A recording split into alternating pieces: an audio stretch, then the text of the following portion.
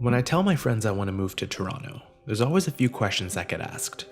Why do you prefer the city? Why is it so crowded? What makes it worth the $2,000 a month in rent? I'm still working on the answers for most of those questions, but there's one undeniable fact about Toronto that almost anyone will agree with. It has the best food in all of Canada. I rented an Airbnb last week and spent a total of 72 hours in the city. This accounted for a couple breakfasts, a couple lunches, a few dinners, and since I was on vacation, some dessert. This is my guide on where to eat in Toronto. When I got to the Airbnb around noon, I immediately stumbled upon one of the best cheap eats I've ever found in the city. Nestled in the heart of Chinatown, I discovered this amazing little dumpling spot inside a quiet mall. Juicy Dumpling offers 6 soup dumplings for $2.99, served piping hot and made to order. I also picked up a side of their fried chicken dumplings for $4. The total came to $7.90, and it was well worth every penny. After a long day of work, I ended up noticing a Sushi Burrito restaurant on the way home. This definitely wasn't on my list of places to try, but I couldn't resist the gimmick. It wasn't cheap either at near $15, but it was a cool experience nonetheless. It was incredibly filling thanks to all the rice and salmon packed in there. The next day was my first full day in the city, and it was time for breakfast. Let me first say I'm not really a breakfast guy, but What a Bagel may have changed my mind. For $9.60, you walk out of there with a warm marbled bagel, covered in fresh lox and a very generous slab of smoked salmon with cream cheese. What a way to start the day. I stopped by Kensington Market after work and was a little disappointed with the selection. Granted, I got there around 5 p.m. and things were closing up. I definitely want to revisit the market when it's in full swing, hopefully sometime this summer.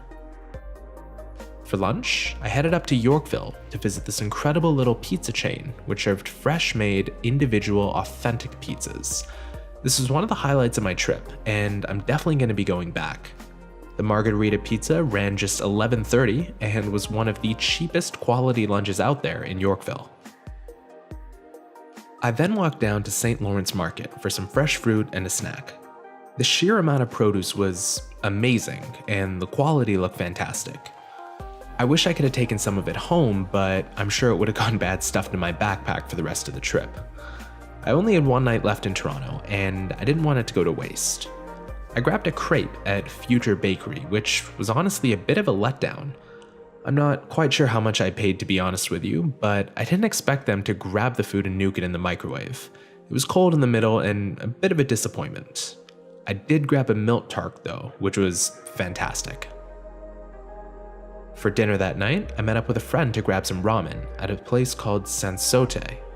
There was a short wait outside and the tables were tiny, but man was it ever worth it. I hadn't seen her in a while, and didn't get much of a chance to grab footage while devouring the entire bowl of tonkatsu black ramen. Came to about $50 for the both of us, but the depth of flavor was well worth the price.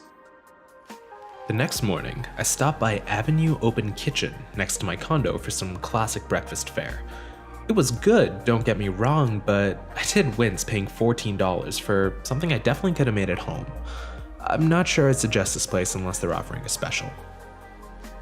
I visited 2 museums that day and was still pretty full from breakfast. I didn't realize I missed lunch until late afternoon. I decided to grab a small gelato from Punto Gelato for the walk back, and keep exploring for the rest of the day. A small gelato at this place was $5, and the portions were gigantic. There's definitely no need for a large, unless you're splitting it with maybe 3 people. Total Italy level gelato, and their hazelnut flavor, which they don't let you sample, is amazing. That night, I decided to grab takeout food from a place called Saffron. It was a Sri Lankan place and ran me $22 for butter chicken, rice, a couple naan breads, and some sauce. This was way too much food for one person, and I ended up taking the rest back home with me. The order got a little mixed up, and I had to run back to switch it out for the right butter chicken, but the guys were super nice and threw in an extra naan bread. Also, I got ice cream.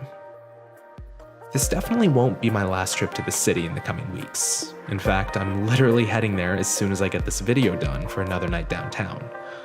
Until I find a full-time job in the city, these Airbnb trips are my best bet at living like a local. Despite not living there full-time myself, every time I come back, one thing does remain clear. Toronto really does have the greatest food in the country, and I can't wait to explore the rest of it. Take care.